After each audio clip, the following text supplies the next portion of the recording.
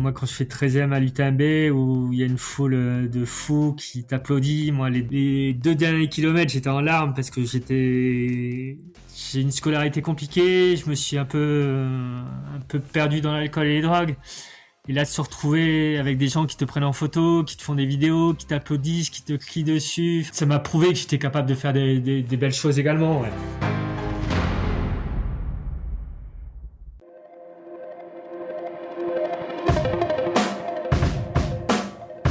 Hello, hello, tu écoutes Les Frappés, le podcast de celles et ceux qui se dépassent, et je suis Loïc, son créateur. Ma conviction, c'est qu'on a tous en nous une version un peu frappée qui ne demande qu'à se réveiller. Ma mission, c'est justement de tendre le micro à des athlètes, des aventurières, des militaires, des forces spéciales, des entrepreneurs, bref, des femmes et des hommes qui ont fait le choix de libérer la leur. Pourquoi ? Parce que je pense qu'on a tout à gagner à s'inspirer de personnes qui ont osé suivre leur propre chemin.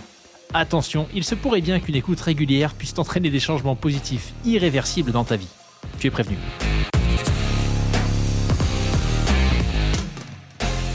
C'est parti. Écoute, bienvenue Alban sur Les Frappés. Ultra content de te recevoir au micro du podcast pour parler de plein de choses, de sport, mais pas que, d'addiction aussi. Un thème, pour le coup, un thème qu'on n'a jamais vraiment clairement évoqué avec aucun de mes anciens invités, mais un thème pour le moins ultra important.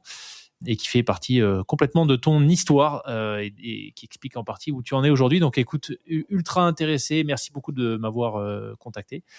Et à nouveau, bienvenue sur le podcast.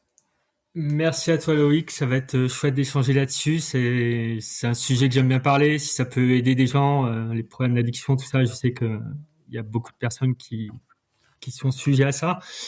Et puis j'ai également une neuroatypie où le sport me fait beaucoup de bien, surtout le trail avec cette partie sport nature, sport montagne. Yes. Écoute, on va parler de tout ça. Ce que je te propose, Alban, c'est peut-être dans les grandes lignes nous expliquer ce que tu fais aujourd'hui, et puis après on se penchera un peu plus sur d'où tu viens. Qu'est-ce qui occupe tes journées aujourd'hui ? Là, depuis quelques hivers, là, je suis pisteur secouriste en ski de fond à Briançon-Serre-Chevalier. Ça fait 2 ans que j'habite là-bas. Mais ça fait à Briançon même, ans. Par curiosité ou j'habite dans le Briançonnais, en fait. J'habite en camping-car. Ok. Donc, des fois, je suis à Briançon, à Monétier, dans la vallée de la Clarée. J'ai un peu la bougeotte dans le Briançonnais. Et puis un peu partout aussi. C'est un peu une vie nomade que j'apprécie, qui est assez proche de la nature, un peu minimaliste, et voilà, et puis assez simple, et c'est des choses que je retrouve dans mon sport aussi, qui est le trail, et j'aime beaucoup ça. C'est tous ces avantages. Bon, il y a pas que des avantages, c'est pas tous les jours facile. Ça peut être froid quand il fait moins 14, c'est pas toujours évident dans le camping-car parce que il y a le chauffage, mais bon, il fait pas non plus 20 degrés. Ouais. Mais ouais, du coup, je suis arrivé il y a 12 ans dans le Briançonnais. Ça a été un peu le coup de foudre de cette ville qui est la plus haute ville de France et d'Europe, je crois, et qui est au croisement de 5 vallées, avec un terrain de jeu infini, un peu même avec le col du Galibier, le col de l'Isoire, le col du Granon en vélo, et puis tellement de vallées avec plein de sentiers qui sont un terrain de jeu grandiose, et un climat qui est chouette aussi, car on a un peu plus ensoleillé plus ensoleillé que la Savoie, la Haute-Savoie, où j'ai fait quelques saisons précédemment. Avant d'arriver il y a 12 ans à Briançon, j'ai été dans d'autres stations comme Tignes, Val d'Isère, les Deux Alpes, Châtel, Grand Bornand. Voilà, ouais, ça fait 20 ans que je suis saisonnier. Les 16 premières années, j'étais dans la cuisine, dans la restauration. Et là, ça fait 4 ans que je voulais un peu me rapprocher du sport. Et donc, j'ai fait mon pisteur nordique il y a 4 ans. Excellent.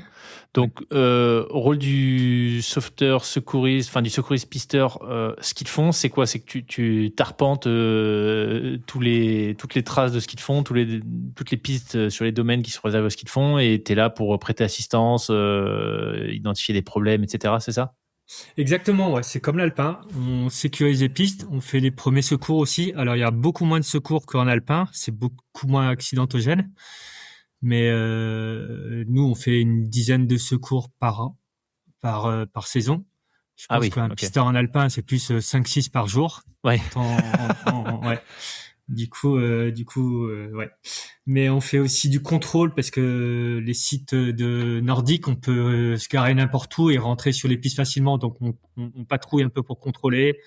On fait de l'encaissement également et voilà, c'est un peu plus polyvalent ouais, parce qu'il y a ces multi-entrées et puis vu qu'on a moins de secours, ça nous permet de d'avoir d'autres choses à faire. ouais. Et Et la puis bobologie est plus légère, j'imagine aussi. oui, mais pas que. Il y a des bons crashs aussi, hein. Ok, Et puis c'est un sport d'endurance un peu, donc on peut avoir des petits problèmes cardiaques et des petits malaises. Contrairement à l'alpin, c'est plus de la glisse et c'est plus des accidents, des chocs. Là, ouais, on peut avoir des malaises et les malaises, c'est pas ce qui est le plus facile à gérer. ok. Malaise à l'effort. Ouais, Hmm. j'imagine. Ok, et donc avant ça, tu disais pendant 16 ans des saisons en cuisine. Juste avant qu'on bascule sur ce qu'il y avait avant le Briançonnais et avant le fait que tu deviennes pisteur secouriste, la place du sport aujourd'hui dans ta vie, d'un point de vue loisir, tu as évoqué le trail un peu rapidement, mais est-ce que tu peux nous en dire plus sur ton niveau de pratique? Donc j'ai commencé en 2015 le trail. Euh, Maintenant, j'ai commencé par des 17 kilomètres, enfin un semi-marathon, après un 17 kilomètres et sur le trail de la Fourcha, ouais, en dessous de Gap. Et j'ai vite augmenté les distances. J'aimais bien le côté de passer beaucoup de temps en montagne. Donc je suis vite parti sur des formats un peu marathon, 60 kilomètres, où j'ai passé pas mal de temps. Et après, j'ai augmenté les distances un peu classiques, passé sur du 80, 90. Et après, j'ai voulu me rapprocher un peu de ce côté aventure qui est l'ultra trail, où on découvre beaucoup de choses, autant géographiquement que en soi, que physiquement, que mentalement. J'aime bien ce côté découverte et aventure. Et voilà, c'est pour ça que je, je, je, je cours essentiellement maintenant sur des formats ultra, ouais. Comme Ok. la TDS, comme l'UTMB à Chamonix, de Mute à Madère, Val d'Aran UTMB, beaucoup de courses UTMB, hein. Ouais, ok. Et la plus longue distance que tu as courue, par curiosité? Moi, c'est l'Ultra Tour du Mont Blanc, 176 kilomètres, Ok, avec d'accord. 10 000 mètres de dénivelé, un petit peu moins, je crois, 9006 ou Ok. Et, 176, ouais. et ça, c'est un format. Dans l'ultra, tu as un format en particulier que tu préfères, tu vois, des types distances UTMB au-delà de 150, 160 ou pas forcément? J'aime bien le long, ouais. J'aime bien au-dessus entre 140 et 170. Après, j'ai pas fait Ouais, au-dessus, mais j'aime bien ce côté. Il y a un côté où il faut être patient sur ces courses. Et j'aime ouais, bien être le côté sagesse et patience du départ de ces courses où forcément on peut pas partir à fond, mais on le paye. c'est un sport d'usure un peu. On Ouais, sait que moi, quand j'ai fait l'UTMB à Chamonix, là, je suis passé à mi-parcours, je devais être 60e au kilomètre 80 et à la fin, je termine 13e parce que je ah ouais, fais un gros final et parce que les autres, ils étaient cuits devant. Et voilà, ça fait une 13e place sur l'UTMB qui est la course sur ce format la plus relevée au monde. Et je mets 22h27, donc solide, un- ouais, je, très solide. une belle fierté pour moi. Ouais. Et donc, c'est après ton UTMB que tu es devenu, que tu as signé avec Altra, parce qu'on n'en a pas encore parlé, mais Non, tu c'est cours en il y a Altra. 8 ans peut-être. Il y a 7 8 ans, ouais, que j'ai signé Ok, avec Altra. Ça fait 10 ans que je cours. Et depuis 2015. Et j'ai dû signer en 2017. J'ai dû faire une 13e place sur le 90 du Mont Blanc. Et c'est à cette époque-là que j'ai signé avec Altra. Ouais, j'avais un ok, peu toute leur paire de chaussures et j'avais des performances plus ou moins correctes. Donc ils m'ont intégré dans la team où j'avais un peu que du matériel au début, que quelques paires de chaussures. Et après j'ai de plus en plus fait de beaux résultats et voilà, maintenant j'ai un petit contrat professionnel j'en vis pas à 100%, mais voilà, ça m'aide à me décharger un petit peu sur les intersaisons et voilà, à m'entraîner un Excellent. peu mieux. Alors, Altra n'est pas sponsor de cet épisode. N'hésite pas à leur en parler, on sait jamais. Mais j'adore Altra. S'il y en a qui connaissent pas, la particularité de ces chaussures. Alors, je sais pas d'ailleurs si c'est tous les modèles qui sont comme ça, mais il y a une forme de pied.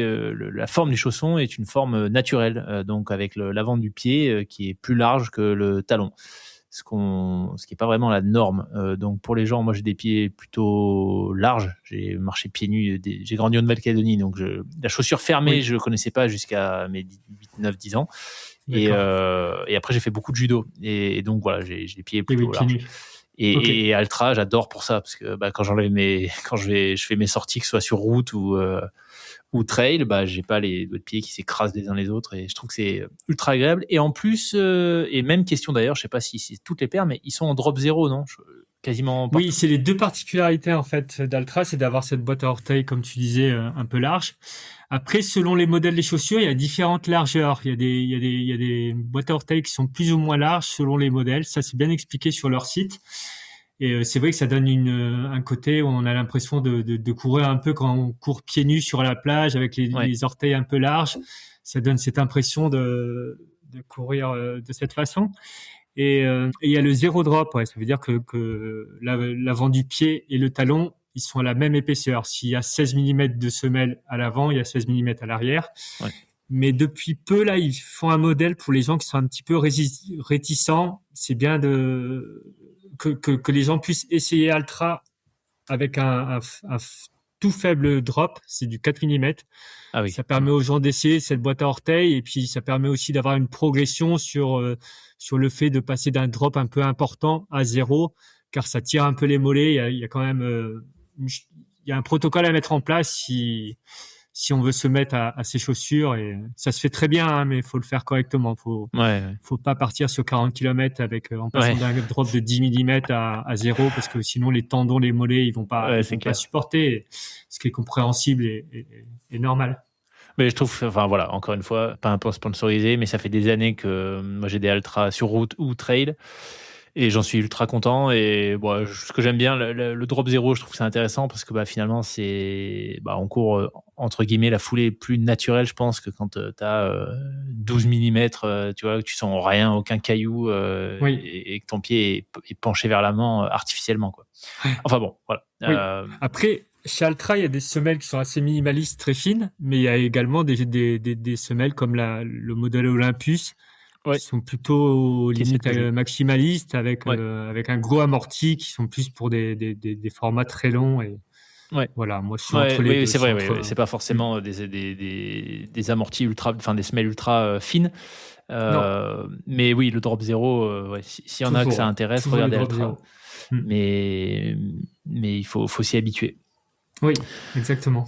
Excellent, ok. Donc un sacré niveau en trail. Comment tu gères tes saisons du coup? Est-ce que Altra, ça se passe comment quand tu as un contrat pro comme ça? Est-ce qu'il y a des courses un peu obligatoires où il faut que tu y sois pour des questions de visibilité, ou c'est toi qui fais ton planning tout seul? Un petit peu des deux. C'est vrai que pour les sponsors, c'est quand même mieux d'aller courir des courses qui ont de la visibilité, des grandes courses quand même avec un niveau important international.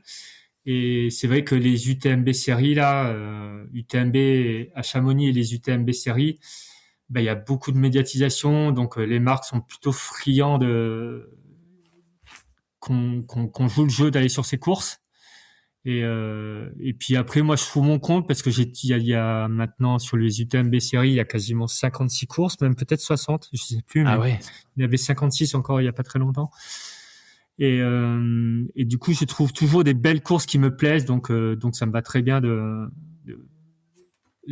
rester sur ce circuit. Ok. Et là, la prochaine grosse course que tu prépares, c'est quoi? C'est Verbier Bayou UTMB. C'est une course de 140 km avec 9000, un peu plus de 9000 de dénivelé.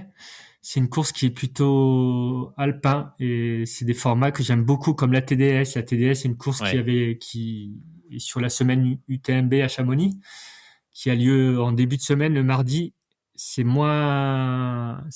plus des sentiers techniques, plus sauvages que vraiment le Tour du Mont Blanc. Le Tour du Mont Blanc, c'est quand même des pistes assez larges et assez propres. Là, la TDS, c'est vraiment technique. Et justement, la TDS, j'ai fait 4e en 2021 et 2e en 2024. Et c'est des parcours qui me plaisent bien et c'est pour ça que je veux venir sur Verbier Bayou-Tembe là, qui aura lieu le 10 juillet. Et puis c'est des chemins qui correspondent un petit peu à ce que j'ai sur Briançon-Serre-Chevalier. Là, ça ressemble bien à ces petits chemins de randonnée. Voilà, j'ai vraiment hâte de faire cette course. C'est une course qui me plaît depuis longtemps, mais ça fait 5 ans que je vais à Chamonix par rapport aux partenaires. Et puis c'est quand même le sommet mondial du trail là-bas, à Chamonix, bref. Et le fait de pas avoir été pris au tirage au sort cette année, ça me permet de faire d'autres courses et notamment Verbier, qui aura lieu le 10 juillet. Et après, j'aurai une deuxième course qui s'appelle Wise Trouble Bayou-Tembe, qui a lieu à Crans-Montana. Crans-Montana, on connaît par rapport au drame qui a eu lieu il y a pas très longtemps, malheureusement. Et qui sera à 115 km avec 6600 mètres de dénivelé. Et pareil, c'est également en Suisse. Et c'est des parcours qui sont très beaux, très sauvages et c'est ça qui me plaît. Souvent, quand c'est technique, sauvage, c'est là où il y a les plus beaux paysages. Je trouve, hein. Enfin, faut pas faire une généralité, mais. Et du coup, là, avec cette échéance, donc en 10 juillet, tu disais, tes semaines d'entraînement, enfin, comment tu structures ton entraînement de manière générale? C'est beaucoup de temps en montagne, j'imagine, mais ça ressemble à quoi? Oui, c'est environ 15-20 heures par semaine. L'hiver, c'est pas mal de ski de fond par rapport à mon travail déjà. Ouais.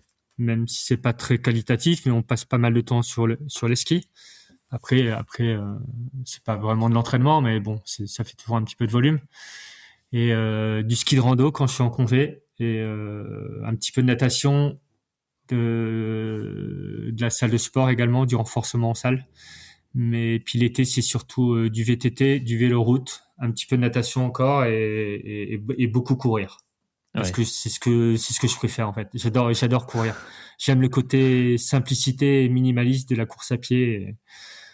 Enfin, je trouve ça génial d'aller courir. On prend juste la paire de baskets, un short, 2 barres, un petit peu d'eau, et puis on part à l'aventure dans les montagnes. C'est clair.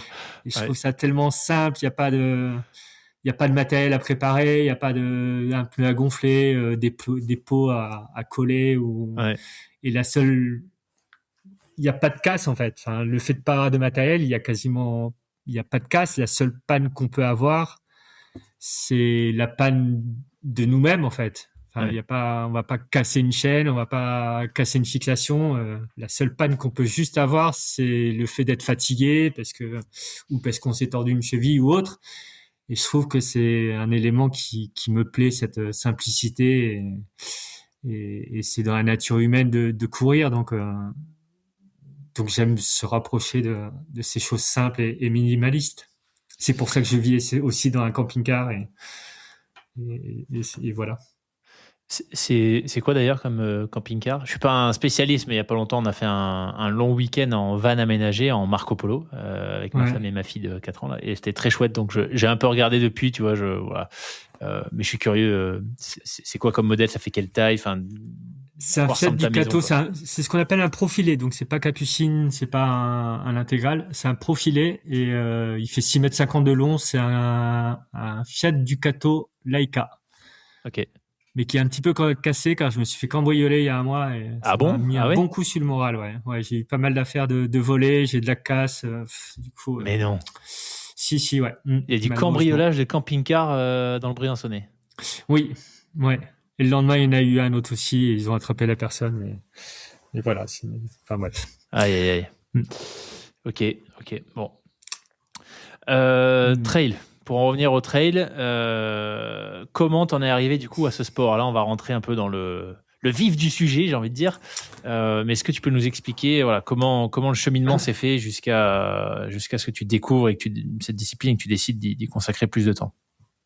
Alors, on va peut-être commencer par un peu le début. Ouais. Je courais, je faisais pas mal mon papa, il courait, donc je courais un peu avec lui. Bon, bah, pas sur les mêmes distances parce que j'étais petit. Je faisais plutôt du 2-3 kilomètres.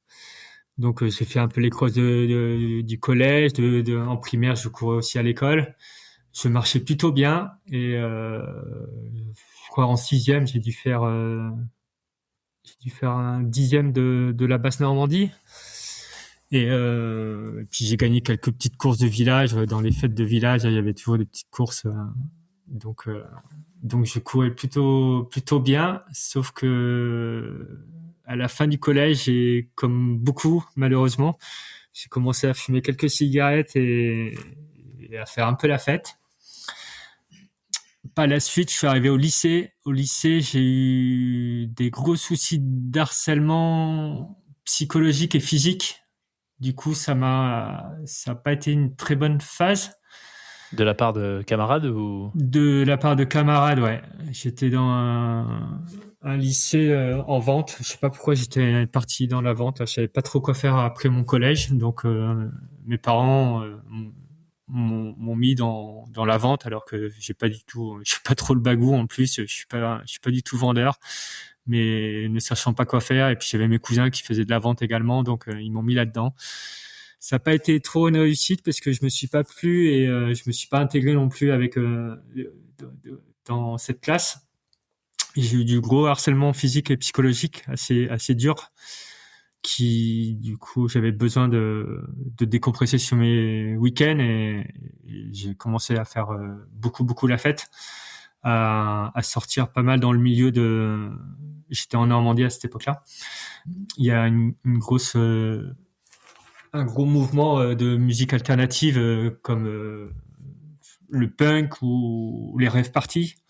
Donc j'ai passé beaucoup de temps là-dedans. Tous mes week-ends, j'allais un petit peu en festival, en rave party, dans les concerts punk et puis c'est des milieux où ça fait la fête, où il y a beaucoup d'alcool et de drogue et j'ai jamais eu trop de limites sur tout ça, autant sur la quantité que sur le quoi, sur le comment le prendre.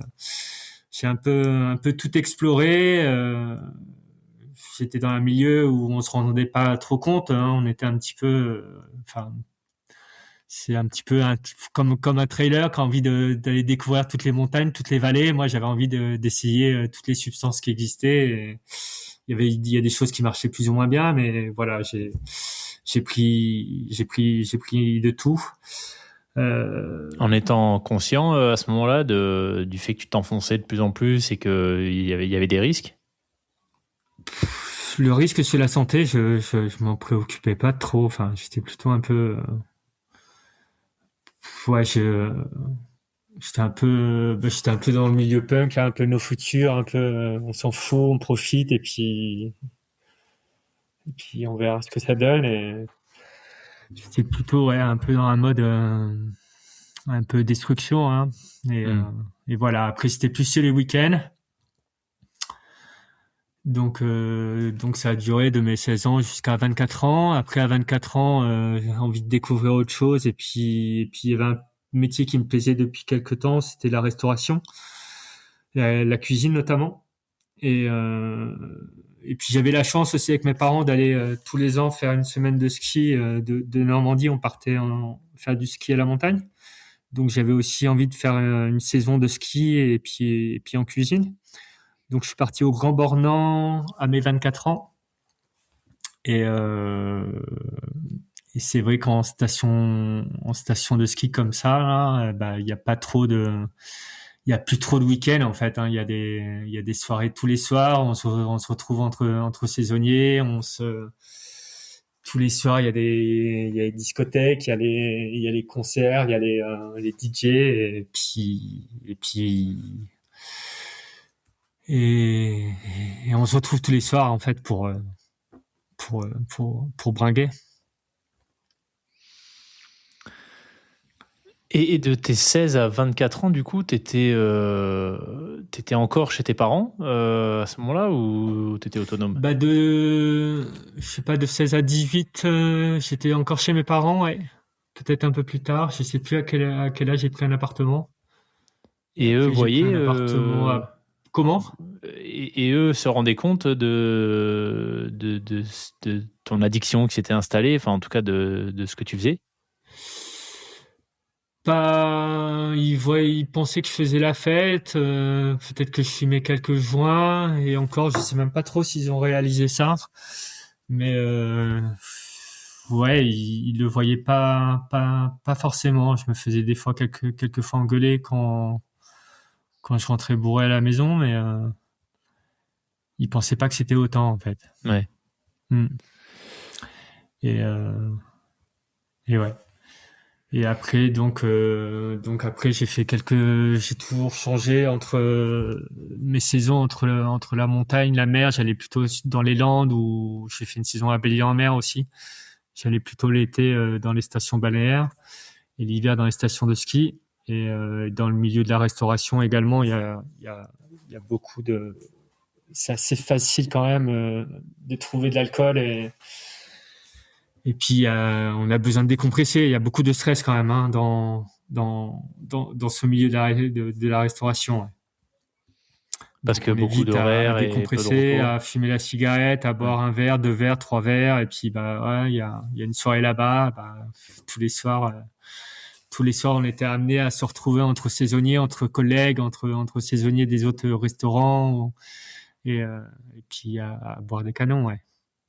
Et Comment tu fais pour puis, tenir avec un rythme pareil? Parce que la restauration, enfin moi j'ai jamais travaillé en restauration, mais de ce que je vois, enfin, c'est des horaires abominables, des conditions, l'été il fait chaud, t'es en cuisine, tu crèves de chaud, et si en plus derrière ça t'enchaînes, tu vois, avec grosses soirées, alcool et compagnie, à la fin de la saison t'es déglingué, non? ouais, oui, souvent les fins de saison c'est compliqué parce que moi je skie en plus, je skie quasiment tous les jours.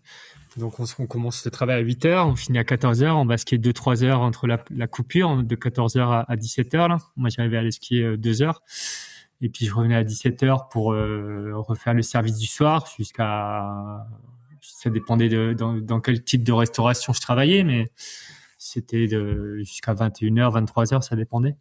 J'ai fait beaucoup d'établissements différents, donc c'est pour ça que c'est pas évident de donner un horaire. Et puis bah le soir, on buvait la bière de débauche, la cigarette, puis une deuxième, une troisième, et puis bah on était parti dans les bistrots de la station. Mm. Et du coup, on tient avec les nerfs, et puis certainement aussi avec la drogue qui nous aide. Hein. L'alcool, la drogue, ça nous boostait un peu, et voilà, ouais. Mais Donc dans le milieu oui, saisonnier, il y a aussi un sujet avec la drogue, pas que l'alcool. oui, je pense, ouais. Mais oui. Après, je pense que la drogue, elle est un peu partout, hein, dans tous les milieux et dans, il y en a partout, hein, de la drogue. Hein. On se rend pas compte, mais moi qui étais dans le milieu, je sais qu'il y en a un petit peu partout. Mais je pense que niveau restauration, ouais, il y a beaucoup il y a cette pression cette pression, comment dire, cette pression qui est là d'être toujours à fond, d'avoir une pression horaire, d'être prêt à midi, d'avoir la pression des clients aussi, du patron. Donc on est toujours speed, et c'est vrai que le soir on a besoin de décompresser, de se détendre, et il y a énormément de tabagisme, de problèmes d'alcool et de drogue dans le milieu de la restauration. Hein. Et j'en avais parlé justement avec la médecine du travail de mon histoire, moi, que le sport m'avait un petit peu sauvé. Et il m'avait dit que c'était une catastrophe. Ah ouais. Hmm. Ouais, je te dis ça, mais oui, j'ai un pote qui avait un resto pendant longtemps et qui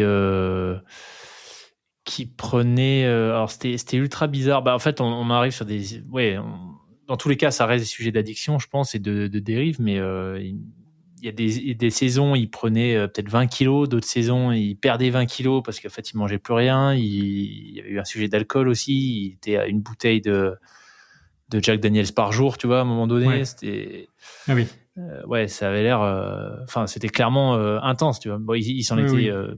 sorti, mais moi qui ai jamais travaillé dans le milieu, c'est l'exemple que j'avais, tu vois, à côté de moi d'un très bon, très vieux copain, Oui. où ça avait l'air clairement hard.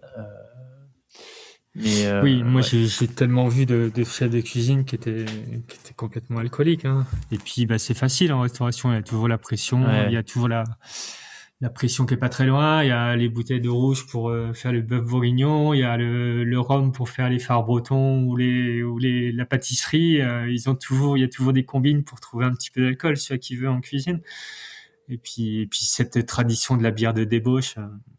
Donc moi c'est vrai que j'avais plutôt au début l'impression de faire la fête, et en fait il y a un moment donné où on se dit aussi en fait quand je vais au bar, c'est pas pour faire la fête, parce que la première chose que je vais faire, c'est aller chercher mon picon bière ou autre, et mon but c'est de boire vite pour avoir cette ivresse, et puis du coup on n'est plus dans une je pense qu'on s'est dit qu'on va faire la fête, mais en fait, la seule chose qu'on vient chercher, c'est notre dose, hein, notre dose d'alcool, et puis voilà. Comment tu te sors de tout ça, du coup? Du coup, suite à une saison là à Serre-Chevalier, quand je suis arrivé à Serre-Chevalier, on a fait une saison entre amis là dans une colocation avec une amie qui dealait pas mal en plus, donc c'était pas le bon plan. Et donc une saison riche en alcool et en drogue, avec peu de sommeil. Et en 2015, en avril 2015, j'ai fait un gros burn-out où j'arrive pas du tout à remonter. Vraiment. Donc là, t'avais quel âge? J'avais 34 ans. 34 ans, ok. Et j'ai voir mon médecin, et il savait pas quoi faire pour moi. Il me dit de me faire hospitaliser à Briançon. Et j'arrive en psychiatrie, et il me retrouve en boule dans le couloir, en train de pleurer. Et j'étais vraiment, vraiment pas bien, et j'avais vraiment un mal, hein. C'était assez particulier, ce mal. J'avais l'impression que me casser une jambe, ça aurait fait moins mal que le mal que je vivais à ce moment-là.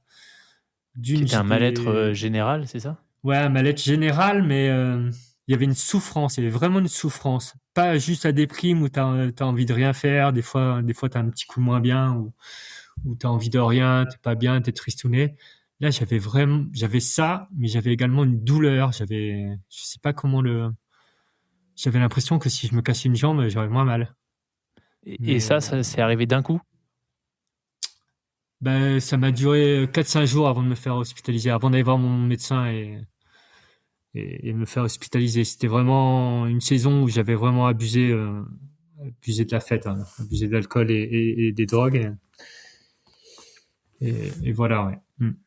Et aujourd'hui, tu penses que c'est ton corps qui te... Enfin, je sais pas si ça paraît évident quand je le dis ou je dis n'importe quoi, mais spontanément, je me dis, ça se trouve, en fait, c'est le corps qui a essayé de reprendre le contrôle en te mettant en plus mal pour que les choses changent. Peut-être, ouais. Peut-être que c'est un moyen de défense. Peut-être que oui. Oui, comme un peu la gueule de bois du lendemain de la fête où on a mal à la tête, et qui est lié certainement à une déshydratation. Mais oui, c'est peut-être mon corps qui a voulu m'alerter. Et voilà, ouais. Du coup, donc tu te retrouves dans le couloir. Je reste 3-4 jours en psychiatrie là. J'étais vraiment, je me sentais bien, j'avais besoin d'être pris en charge, hein. Je me sentais vraiment bien les 2-3 premiers jours. Après, quand ça a été mieux, parce que j'ai un peu pris des médicaments pour des antidépresseurs, tout ça, pour un peu me rebooster. Après, j'avais vraiment envie de partir, parce qu'on est mélangé quand même avec nous, on est plus là pour un burn-out, pour des problèmes d'addiction, et on est quand même mélangé en psychiatrie là à manger avec des personnes qui ont une grosse pathologie, donc être à table avec toutes ces personnes-là, ça m'a un peu choqué, mais je pense que ça a été un mal pour un bien, car en ressortant de là-bas, je voulais jamais revivre ça. Enfin, j'étais pas à ma place. Enfin, j'étais pas non plus. Il y avait des gens qui étaient vraiment handicapés, hein. Enfin, et ça a été l'électrochoc de me dire, je veux surtout pas revenir. Et je me suis remis un objectif, c'était le semi-marathon de Nevache-Briançon qui avait lieu en juillet. Donc j'ai commencé à courir un petit peu tranquillement et se passe la course et je fais 1h16, non 1h21, 1h21, Ah oui, 16 secondes pour un premier semi-marathon. Après en c'était montagne. plutôt descendant, hein, le Ah ok. semi-marathon de Nevache, il y a 300 mètres de dénivelé négatif. C'est que de la descente quasiment, donc c'est un peu plus facile. Mais ça m'a donné des bonnes sensations, certainement les sensations que j'avais quand j'étais plus petit. Et j'aimais ce côté nature, donc je suis vite parti sur du trail. Je me suis entraîné sur des formats un peu montagne. Et j'ai participé au trail de la Fourcha en octobre, qui est un 17 km. C'était la première édition, il y avait 25 personnes. Et il s'avère que j'arrive, je demande à l'organisateur comment ça se passe, le tracé. Il y a de la rue balise, il y a des ravitaux. Du coup, il m'explique. Il était un peu surpris d'avoir d'avoir une personne comme moi. Et je fais la course et il s'avère que je passe la ligne d'arrivée en premier. Donc c'était la grosse surprise pour moi et puis pour l'organisateur qui pensait pas me voir. J'avais une tenue, une sorte de short de plage avec des chaussettes de tennis, un vieux sac à dos, et puis là, je me retrouve à monter sur le podium, sur la plus haute marche, à parler au micro, et puis avec des gens qui applaudissent. Et là, ça a été le deuxième électrochoc qui m'a fait, qui m'a boosté pour arrêter toutes mes conneries. Parce que là, à ce moment-là, quand tu fais le semi Nevache-Briançon, t'es donc à la sortie de l'hôpital psy, tu consommais encore drogue, alcool? Un petit peu d'alcool, ouais. Mais c'était pas évident parce que j'avais tendance à boire 1, 2, 3 verres, et puis une fois que j'en buvais 3, j'en buvais 15 derrière. Ouais, waouh. Donc dès que je commençais, je partais vite dans l'ivresse, ouais. Et, ok. Et donc après cette course, t'as dit le trail du Foucha, le trail de la Fourcha, ouais, de la qui Fourcha. existe encore. Justement, j'étais bénévole dans les secours cette année. Ça faisait 10 ans que j'avais participé, enfin l'année dernière. Ok. Belle C'était histoire. rigolo d'échanger avec l'organisateur, de lui raconter mon parcours parce qu'il n'était pas au courant que je venais de ces problèmes d'addiction. Du coup, je l'ai remercié également. Mais puis c'était cool de venir 10 ans après et puis de faire les secours avec mon bagage de pisteur secouriste. Je peux faire magnifique histoire. des postes de secours là-dessus. Ouais. Non, c'était chouette. Et donc, après cette première victoire, du coup, là, tu disais que ça a été un deuxième électrochoc. L'alcool, enfin, tout a été fini à ce moment-là ou comment ça s'est passé après? Après, comment dire? J'ai voulu de plus en plus performer. J'ai vu que ça me plaisait, de passer du temps là-haut, de m'entraîner. Et je me suis dit que j'étais peut-être bon pour ça, avec le bagage que j'avais quand j'étais plus petit. Donc, je me suis mis des objectifs un peu plus longs. J'ai vite voulu aller sur des formats un peu 40-50 km, où c'est un peu plus de temps en montagne, un peu plus d'aventure. Et voilà, ouais. J'ai perdu un peu le fil, je sais plus. Et par rapport à l'alcool, du coup, tu disais que la drogue, ça a été fini après l'hôpital, mais qu'il y avait encore parfois un peu d'alcool. Et du coup, je te demandais si après cette deuxième course, ce second électrochoc, ouais. C'est là où tu avais définitivement fermé la porte sur l'alcool. Et je te pose la question parce que justement, comme il y a tout ce pan de ton histoire avec l'addiction, je trouve que c'est ultra intéressant de voir comment tu fais, qu'est-ce que tu as mis en place pour te sortir de ça et arriver là où tu en es aujourd'hui. J'ai mis un gros frein à l'alcool, ouais. J'ai dû faire un peu éviter beaucoup de soirées, un peu changer les copains aussi, enfin éviter de trop traîner avec eux, même, enfin voilà. Et puis essayer de créer un nouveau cercle d'amis. Je me suis inscrit au club de Briançon au club d'athlétisme. Ça m'a permis de rencontrer d'autres personnes qui avaient la même passion maintenant. Et voilà. Après, j'ai une consommation toujours d'alcool, mais qui est très modeste. Hein. Je bois un verre de vin au restaurant ou une bière, mais c'est 2-3 verres d'alcool dans la semaine, contrairement à avant où c'était plutôt je sais pas, une dizaine par jour peut-être, je sais pas trop, mais ça dépendait des moments, mais ça a rien à voir. Ouais. Et je fais attention de. Maintenant, j'ai ma passion et je sais ce que je veux et voilà, j'ai pas du tout envie de repartir là-dedans. C'est intéressant ce que tu dis sur les cercles d'amis. Ça doit pas être évident parce que finalement t'as pas changé d'environnement. Tu vois ces dérives, ton burn-out était à Serre-Chevalier et aujourd'hui c'est toujours là où tu travailles et là où tu t'entraînes, etc. Donc je suis assez admiratif, tu vois, de cette décision de dire non, je sais où je veux aller et donc je mets les changements en place qu'il faut autour de moi parce que ça, enfin tu vas nous en dire si t'es ok. Je suis assez curieux que tu nous en partages un peu, tu nous en dis un peu plus, mais renoncer à des amitiés, même quand on peut se rendre compte qu'elles sont pas ultra bénéfiques pour nous, voire toxiques, c'est pas forcément quelque chose de ultra évident.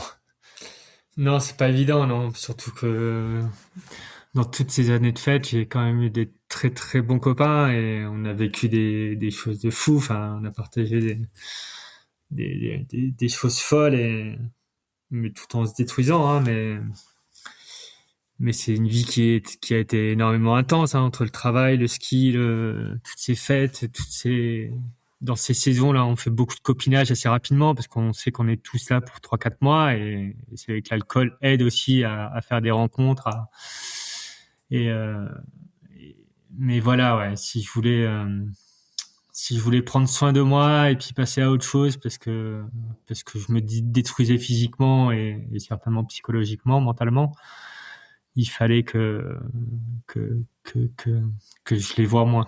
Ouais. Et ça, ils ont compris? Je sais pas trop, j'en ai pas trop reparlé avec eux. Après, ils ont entendu mon passé, ils sont admiratifs de ce que je suis devenu pour certains. Et voilà, ouais. Et j'ai également beaucoup d'amis qui sont comme moi, qui ont dû arrêter l'alcool parce qu'ils ont été trop loin également, ouais. Ouais. Ça va se brûler les ailes. Et ouais.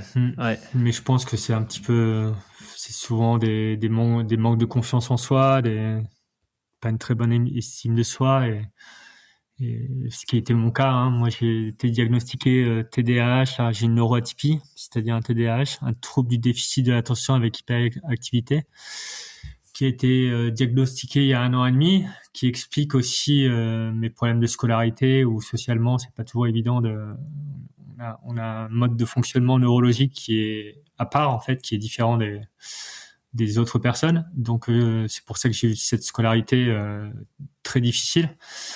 Et le TDAH, c'est un problème c'est pas un manque de dopamine, c'est un problème de gestion de la dopamine, en fait. Elle est mal gérée dans la tête et on est vraiment sujet aux addictions, à l'alcool, les drogues, les addictions au sport, on aime beaucoup les sports extrêmes, on a toujours besoin d'être sollicité, on a besoin d'aventure, on est des gens qui aiment le voyage pour avoir ce côté adrénaline et toujours être sollicité, en fait. On a besoin d'être sollicité tout le temps. Et voilà. Ouais.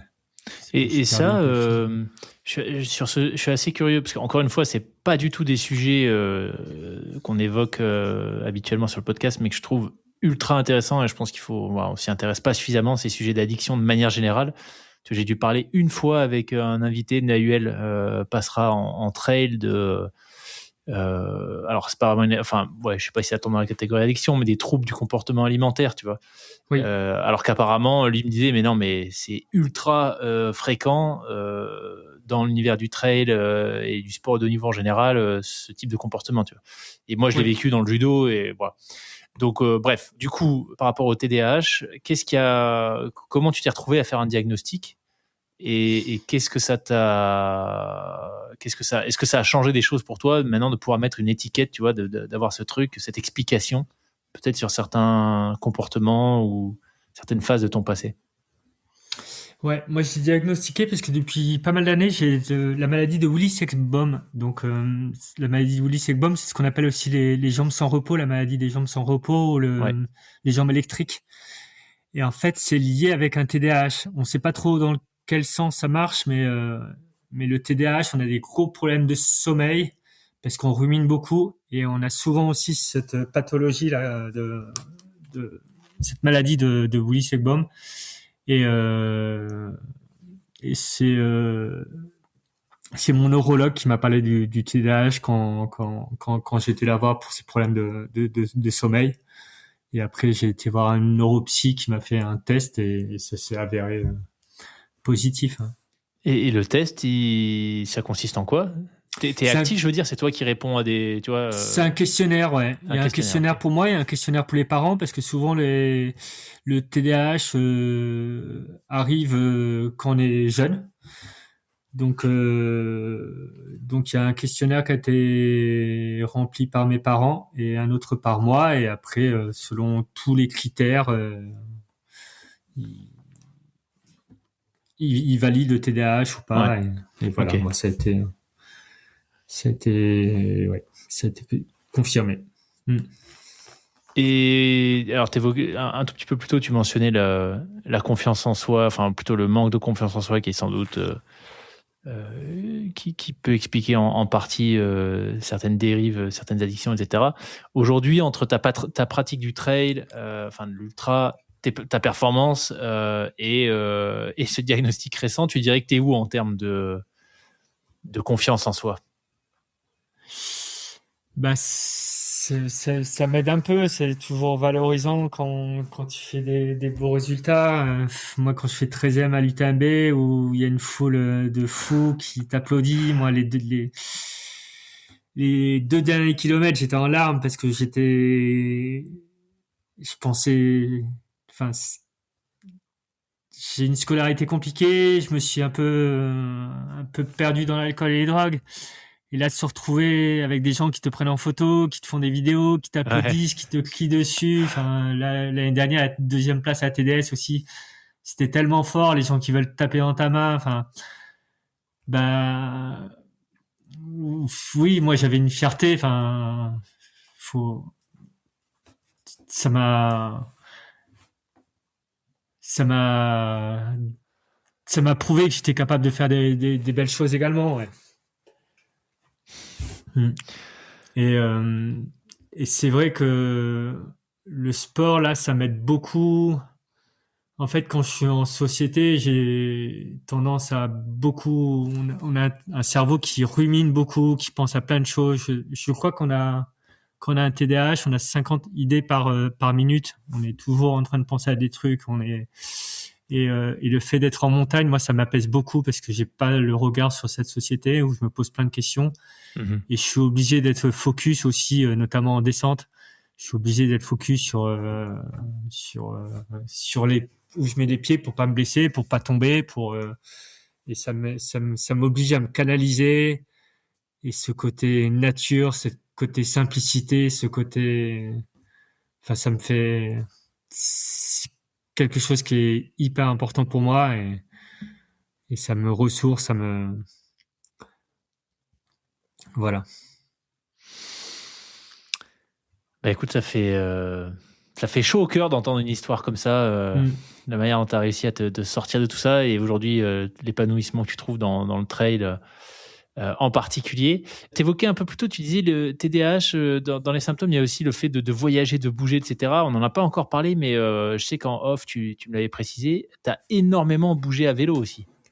J'ai fait pas mal de voyages à vélo, ouais. J'ai fait environ peut-être 20-25 000 kilomètres.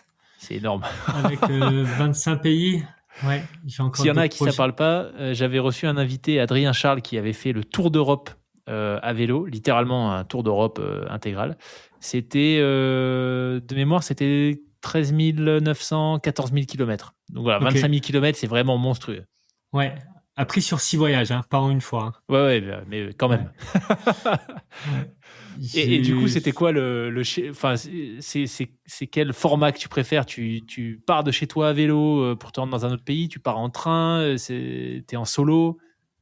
J'ai un peu tout fait. Il y a un voyage qui m'avait beaucoup plu. J'avais fait Cancun du Mexique. J'étais parti en avion là pour le coup. J'avais fait Cancun du Mexique jusqu'à Panama City, donc c'est toute l'Amérique centrale. Et puis en essayant d'aller un coup côté Pacifique, un coup côté mer des Caraïbes, je crois.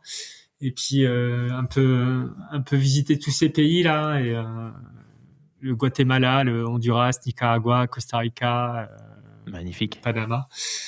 Et ça, c'était un chouette voyage, toute l'Amérique centrale. Mais j'étais parti aussi faire un ultra trail en Cappadoce. J'avais pris le vélo avec moi. Je devais faire le 120 km, mais je me suis blessé avant à la cheville, donc j'avais fait que le 38. Mais du coup, j'étais rentré de Cappadoce jusqu'à Briançon, en passant par le Mont Olympe. J'avais voulu aller grimper le Mont Olympe en courant, et puis visiter les météores là qui sont des gros pitons rocheux là avec des monastères là dans le nord de la Grèce. J'ai fait également le tour de la Corse. J'étais parti aussi de Biarritz jusqu'à Marrakech en faisant la côte de la presqu'île ibérique. Et puis en passant par plutôt Ouarzazate, Fès, Ouarzazate, Marrakech. Et voilà, ouais. Et qu'est-ce que j'ai fait d'autre? J'ai fait le nord de l'Irlande également. Ah, magnifique. Ça va être beau, ça. Je sais plus trop ce que j'ai fait d'autre. Ah, j'ai fait de Nantes chez ma sœur aussi, jusqu'à presque la mer Noire. J'ai fait l'Eurovélo 6 et je suis revenu par la côte Adriatique. Et j'avais fait 3500 km. 3500 km non, 4500 km en un mois et demi. Donc, ça faisait des journées de 200 km. Et là, j'ai un projet, j'aimerais bien aller repartir peut-être à l'automne. Faut que je vois si ça se goupille bien. Mais puis ça dépend de comment ça se passe dans le pays au niveau de la guerre, tout ça là, si c'est pas trop chaud. Mais j'aimerais bien aller faire la Karakoram Highway, qui part de Islamabad et qui va jusqu'en Chine, et après enchaîner avec la Pamir Highway, parce que de la Chine on peut basculer du côté Kirghizistan et après revenir par la Pamir Highway. Du coup, c'est 2 routes mythiques qui sont en haute altitude. Et ça sera un enchaînement qui me fait rêver, mais faut pas que ce soit, faut que je vois comment ça se passe. Ouais, géopolitiquement parlant. Ouais, exactement. Et tout ça en solo à chaque fois? Ouais, j'aime bien partir seul, ouais. Génial. J'aime bien me retrouver souvent, ouais. Trop bien. Le nord de l'Islande, j'avais fait avec l'un de mes meilleurs amis. C'était encore au moment où je faisais encore pas mal la fête, donc on avait fait un peu le tour des pubs à vélo. Mais on avait bu de la Guinness. mais sinon, ouais, plutôt tout seul. Ouais. Okay. J'aime bien ce côté simplicité, ce côté rencontre également. On est quand même plus sujet à aller voir les gens, et puis j'aime bien cette simplicité d'organisation. Ouais. T'as quoi comme vélo, par curiosité? J'ai eu plusieurs vélos. J'ai eu des VTT. J'ai fait que des voyages en VTT. Mais là, j'hésite avec le gravel, mais à voir. À voir. Pour l'instant, j'ai un vélo de course et un VTT. Et vu que j'habite en camping-car, avoir un 3e vélo, c'est pas évident. Donc c'est plus une question de logistique après. Ou alors, faut que tu aies un Brompton, un vélo pliable. Ouais, mais pour la Pamir Highway, ça peut être un peu complexe. Mais en gravel, ça doit être bien parce que ça doit aller assez vite quand même. Mais voilà. Je sais pas si tu peux avoir des suspensions sur des vélos pliables. Je pense pas, non? Ça existe un peu maintenant sur les fourches avant. Et je me demande s'il n'y a pas aussi des gravels qui ont une suspension sous la selle. Ah oui, ça oui. Sous la selle, ouais. Mais à l'avant aussi, maintenant, ils en font. Mais bon, parce que maintenant, quitte à avoir un gravel en suspension, autant peut-être avoir un cross-country en léger. Ouais, c'est vrai que maintenant, la frontière... je sais pas trop. Le gravel à suspension d'aujourd'hui, en fait, c'est le VTT des années 90, quoi. Globalement, la boucle est bouclée, on revient. Je suis assez d'accord avec toi. À part qu'il y a un guidon, cintre. Mais bon, après, sur un VTT, maintenant, on peut aussi mettre un cintre, ou il y en a qui prennent des VTT et qui mettent des prolongateurs aussi. Wow, magnifique projet. Retour par la Pamir Highway, ça déjà Ouais. rien que les noms, Karakorum, Pamir, c'est bon, Ouais. tu voyages déjà là. Oui, ça me fait rêver, mais on Ouais. verra si c'est cet automne ou pas, ou sinon il y aura un autre voyage, Ouais.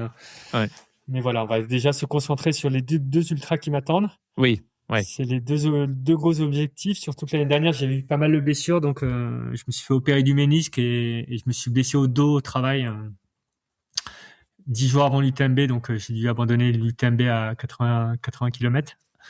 Mais surtout qu'on a eu des conditions pluvieuses, de la neige, du vent, du froid, de la pluie, on était trempés, on s'est retrouvés sous la neige au col du Bonhomme, donc ça m'a un peu bloqué le dos.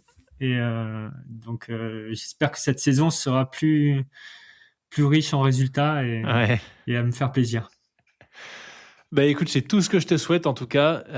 Un immense merci Alban, c'était passionnant. Merci et bravo pour la transparence. C'est parler aussi Merci ouvertement à toi, de tout Loïc. ça. C'était vraiment chouette d'échanger. J'espère que si ça peut aider quelques personnes, c'est ce qui serait la meilleure des choses.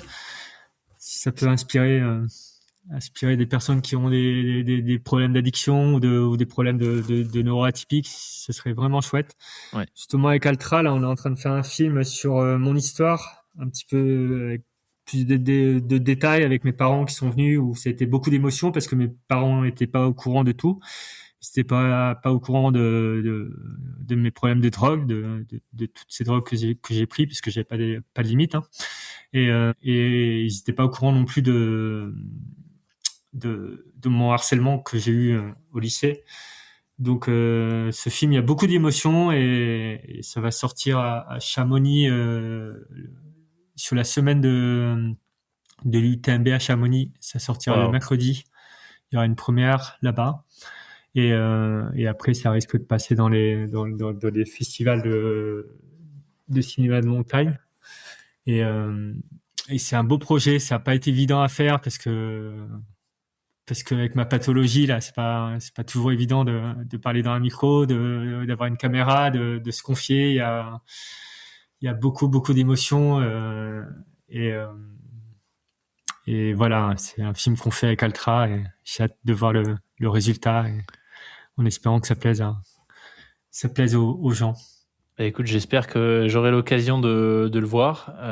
Mais ouais, merci beaucoup une fois de plus. Il y a des gens qui veulent échanger avec toi, Instagram, c'est le mieux? Avec plaisir. Ouais, avec plaisir. Bah écoutez, le lien est en description de l'épisode.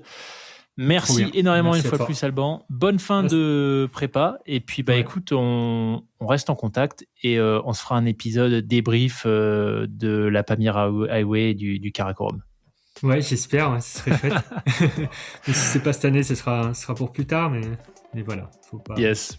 Bah écoute, génial. Merci encore une fois, Alban. À bientôt. Merci à toi, Loïc.